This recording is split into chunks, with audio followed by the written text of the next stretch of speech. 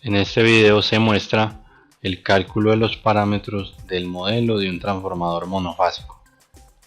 Para dicho cálculo o procedimiento se parte de unos datos del transformador, unos datos de placa y otros datos por pruebas en el laboratorio. A partir de la prueba de cortocircuito en el lado de alta y la prueba en vacío o de circuito abierto en el lado de baja, se tienen los siguientes resultados: una potencia nominal del transformador de 30 kVA, un voltaje nominal en el lado de alta de 7620 voltios, un voltaje nominal en el lado de baja de 220 voltios, una potencia medida en prueba de vacío 260 vatios, una corriente medida en prueba de vacío 8.8 amperios, una potencia medida en prueba de cortocircuito 652 vatios, una corriente medida en prueba de cortocircuito 3,8 amperios, un voltaje medido en prueba de cortocircuito 265 voltios y la frecuencia nominal, que son de 60 Hz.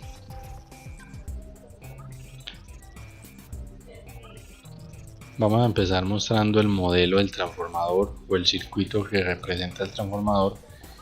Esta parte representa las pérdidas en el devanado primario, esta parte representa las pérdidas en el núcleo del transformador, esta parte representa las pérdidas en el devanado secundario y esta parte representa la impedancia de la carga que se conecta al transformador. Este proceso o este cálculo de parámetros se inicia con el cálculo de la corriente nominal, que se calcula con la potencia nominal y el voltaje nominal, en este caso el voltaje nominal en la parte de alta. Para este caso nos dio 3.94 amperios. Con esta corriente y el voltaje nominal se encuentra la magnitud de la impedancia de la carga vista desde el lado de alta, que para este caso tenemos un valor de 1935.5 ohmios. De la prueba de cortocircuito en alta vamos a determinar primero una impedancia conocida como Z sub T, que se determina con el voltaje de cortocircuito y la corriente de cortocircuito, que son medidas en la prueba de cortocircuito. Con esos valores obtenemos la magnitud de esta impedancia conocida como Z sub T. Ahora procedemos a calcular el ángulo de esta impedancia a partir de la potencia de cortocircuito, el voltaje de cortocircuito y la corriente de cortocircuito. También todos valores de la prueba de cortocircuito. Al reemplazar obtenemos este valor y al sacar coseno inverso de este valor obtenemos finalmente el ángulo de esta impedancia. Ya en este punto se determina la parte resistiva y la reactancia de esta impedancia, ayudados por el ángulo y por la magnitud de la impedancia Z sub T, para lo cual obtenemos estos valores. Finalmente, la impedancia Z sub T se expresa en forma polar. Todo esto para determinar la resistencia del devanado primario y la reactancia del devanado primario a partir de este valor y de este valor. Simplemente se coge la parte de resistencia dividido 2 y se obtiene la resistencia del devanado primario, y de manera similar para la reactancia. Para este modelo se asume que esta resistencia del devanado primario va a ser igual a la resistencia del devanado secundario, lo mismo con la reactancia. La reactancia del devanado primario va a ser igual a la reactancia del devanado secundario. O sea que en esta parte, con los datos de la prueba de cortocircuito, se obtienen estos cuatro parámetros del modelo. De la prueba en vacío en baja se va a determinar una resistencia de magnetización que se determina con el valor de la tensión en baja del transformador al cuadrado sobre la potencia en vacío, es decir, la potencia que se mide en la prueba de vacío. Con esta expresión se encuentra para este caso una resistencia de magnetización de 186.15 ohmios. Luego se pasa a encontrar esta potencia reactiva, que se conoce como potencia reactiva de magnetización, que básicamente se encuentra con el valor de la tensión que se le aplica en la prueba de vacío, la corriente que se mide en la prueba de vacío y la potencia que se mide en la prueba de vacío. Luego, reemplazando, obtenemos 1918.46 bares. Luego pasamos a hallar la reactancia de magnetización con el valor de la tensión en vacío al cuadrado sobre la potencia reactiva de magnetización, que es esta que se halló anteriormente. Para este caso obtenemos una reactancia de magnetización de 25.22 ohms.